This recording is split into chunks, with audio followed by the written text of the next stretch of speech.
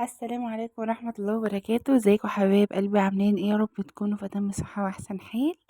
النهاردة ان شاء الله في وصفة كده ظريفة سهلة سريعة عشان خاطر المدارس، وعشان خاطر بقى ايه، بناتنا واولادنا الحلوين كده هم رايحين المدرسة ان شاء الله يلاقوا حاجة كده ايه. خلاص ده انا من السندوتشات. هنعمل بقى كده حاجات بسيطة، كرواسون كده ان شاء الله هيبقى بالجبنة ومشكل جبن زي ما انت عايزة، هتحشيه وهتوضبيه وخطواته سهلة جدا مفهوش اي حاجة. انا عندي زي ما انتم شايفين حبايب قلبي، انا خدت 3 كوبايات من الدقيق وحطيت عليهم رشة من الملح، يعني بالظبط نص معلقة صغيرة من الملح. واخدت بقى باكو خميرة وبدأت كده ان انا افوره في كوباية على جنب اهو زي ما انتم شايفين كده. وطبعا غطيت الكوباية وسبتها على جنب. وبعد كده حطيت اهوت عليها الخميرة اهو زي ما انتم شايفين حبايبي. عندك بيكنج باودر تمام، بس دي خطوة اختياري ما تزوديش يعني. انا حطيت بالظبط ربع معلقة يعني كانت عندي. وزبدة سايحة حطيت بالظبط ربع كوباية من الزبدة السايحة اهو زي ما انتم شايفين كده. بدأت ان انا اعجن فيها بسيط كده اهو زي ما انتم شايفين. الزبدة سايحة دي انا خليتها الاخر خالص، انا حطيت ربع كوباية من الزيت. يبقى المكونات تاني عندي 3 كوبايات من الدقيق، عليهم نص معلقة صغيرة من الملح، وكمان عليهم الخميرة، وحطيت ربع كوباية من الزيت. ويا ريت الزيت ما يكونش زيت تموين، يعني يكون زيت كده ايه ملهوش ريحة عشان خاطر يبقى الطعم حلو معاكي.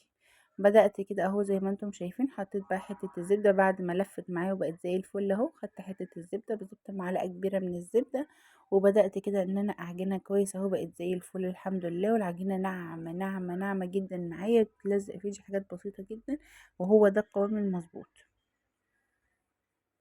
بدأت كده افرد شوية دقيق خلاص اهو. احنا ما بنخمرهاش، احنا بنشتغل فيها على طول، دي احسن حاجة فيها. انت بتشتغلي شغلك مرة واحدة وبعد كده بتخمر بقى هي مع نفسها. شوية دقيق حلوين كده. وبدأت ان انا افرد العجينة اهو. فردتها، وبعد ما فردتها حبايبي زي ما انتم شايفين كده قطعتها على النصين وفردتها مربع كده او مستطيل.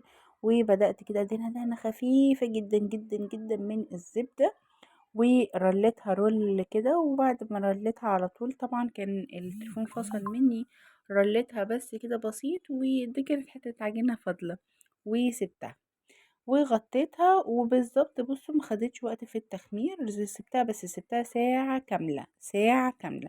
يعني انا رليتها عادي خالص زي ما برول القرص كده عندي القراقيش، وقطعتها. ودي كانت حجمها بعد ما نفخت معايا بالظبط. قعدت معايا ساعة في معدل التخمير بتاعها. طبعا مبحبش ادهنه من فوق بيض خالص مهما كان، حتى اتحطيتش عليه اي ايه هتلاقي برضو في سنة زفارة. فالافضل انا بدهنها بلبن عادي خالص، بدهنها دهنة بسيطة قوي من اللبن، وبتحطي بقى الاضافات بتاعتك العادي خالص. عندك بقى سمسم، عندك حبة البركة، زي ما تحبي حطي واعملي اللي انت عايزاه. بس شوية اللبن اللي انت هتدهنيهم بيه عشان تديها التسكيرة بتاعة المحلات، يا ريت تحطي كده عليهم معلقة من السكر. وطبعا مسخنة الفرن، لازم لازم لازم مسخنة الفرن قبلها على درجة حرارة 180 في الرف الوسطاني. وبصوا بقى بعد ما طلعت بسم الله ما شاء الله. حشيت من جوه حتة جبنة، حشيت جبنة اللي هي براميلي، حشيت جبنة تركي اللي انت عايزاه.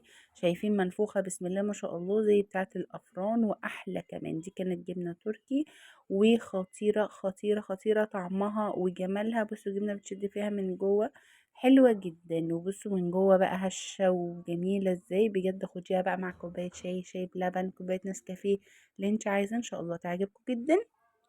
يا ريت ما تنسونيش لايك وشير سبسكرايب، بحبكم جدا جدا. جربيها على ضمانتي.